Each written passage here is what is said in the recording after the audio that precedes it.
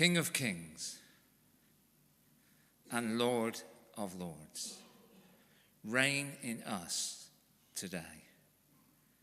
Amen. Please be seated.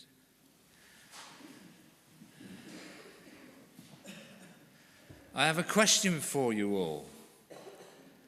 How many Easter Day sermons have you heard, not including this morning, in your lives? Can you put your hand up if the answer is more than 10?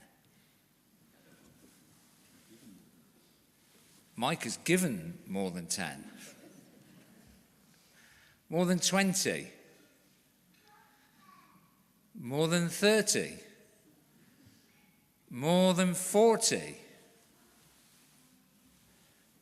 Anyone want to change places?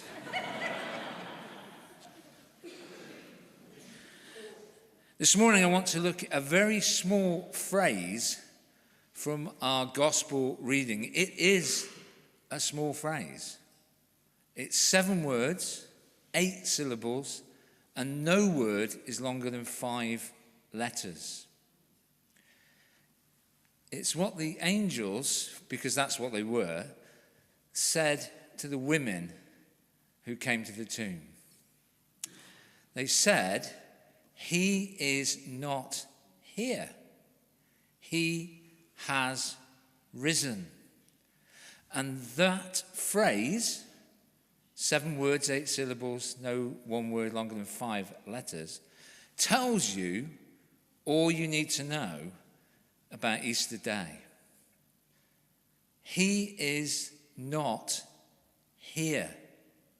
The tomb was empty. Why was the tomb empty? Well, not because the women went to the wrong tomb, because if you look at the previous chapter, you'll see that they were very careful to look at where the body of Jesus had been laid. And it's not because the disciples stole the body. In our gospel reading, we discovered that most of the disciples, most of the apostles, thought the woman's story was nonsense. It's nonsense, the tomb's empty. Peter was a little bit more adventurous, but it wasn't the disciples that stole the body. And it's not because the Romans or the Jews or grave robbers came and stole the body. Because if they had, as soon as the apostles started preaching the resurrection, they would have produced the body and said, "Well, what's this then?" So that isn't the reason the tomb was empty. The tomb wasn't empty because, as some people suggested, Jesus didn't die on the cross, but simply fainted and revived in the cool of the tomb. It's hard to imagine someone who'd been nailed to a cross for hours reviving in the cool of the tomb and having both the strength to move the stone and yet the presence of mind to fold up the grave clothes. But I think there's a more compelling reason to believe that he did die and didn't faint. And that is because, sadly, the Romans were good at killing people. Roman soldiers knew when someone was dead. And if you look back at the previous chapter, you'll find that Joseph of Arimathea goes to Pilate and asks for Jesus' body so that he can bury him. And in one of the other Gospels, it says that Pilate consulted the centurion to discover if Jesus was really dead. Now, you're not going to make a wrong report to Pilate. So Jesus was dead and hadn't simply fainted. And also, it's not because as Christianity got going and grew and they came to write the Gospels, that Luke just made it all up. Clearly, the resurrection was a powerful message,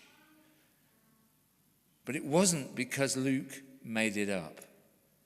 Because almost all the apostles were martyred for proclaiming the resurrection. And they're hardly likely to have gone to their deaths proclaiming something they knew wasn't true. So what are we left with? Why was the tomb empty? Well, because, as the angel said, he is not here, he has risen. Hallelujah, Christ has risen. You need to be quicker than that. Hallelujah, Christ has risen.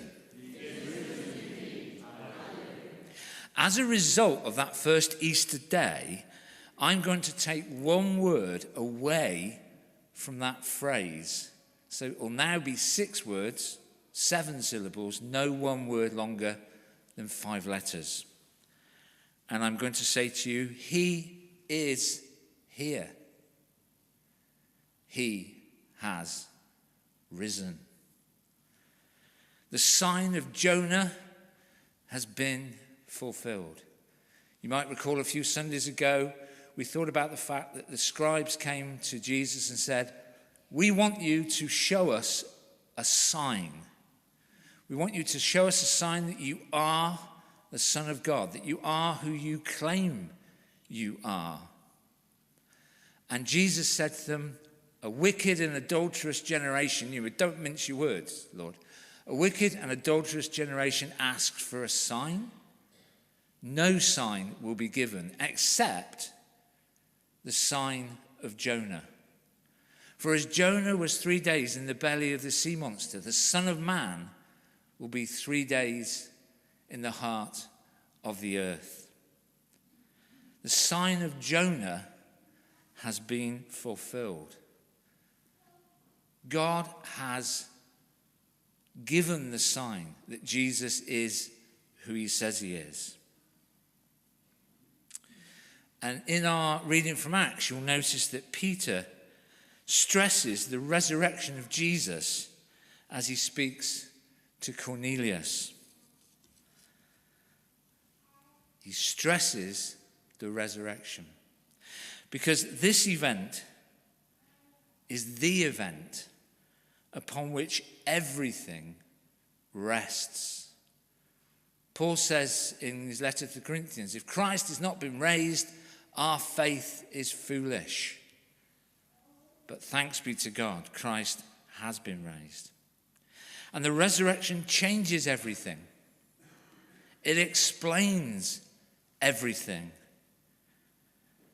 It redeems everything.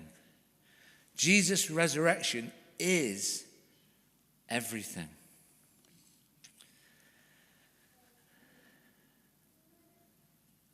As I was coming to the end of my preparation, I was left with the question, what would Jesus say to us, to this 9 a.m. congregation today on this Easter day? And this is what I think he would say to us. He has seen your many years of faithfulness, many Easter days. He has heard your dedicated prayers, both here and outside. He has delighted in your worship, both sung and said. But also, he knows the hardships you face. Hardships of health, of grief, and of loss. You are his people and the sheep of his pasture. And he is your good shepherd. Now, I might be wrong in thinking that's what Jesus would say to us at 9 o'clock. And so I invite you to take that away and think about it and pray about it. One thing I do know, he says to us, as he says to all Christians everywhere, as he said at his ascension, he says, "Behold, I am with you always, even to the end of the age." There'll be an opportunity during communion, after you've taken communion, or at the end of the service, to pray with somebody. If you just make your way over to the pews over here after you've received communion, if you feel it would be helpful to have someone pray with you. And can the other members of the prayer ministry team be alert so we're not swamping one person? And speaking of being alert, alleluia, Christ is risen. He's risen indeed. Alleluia.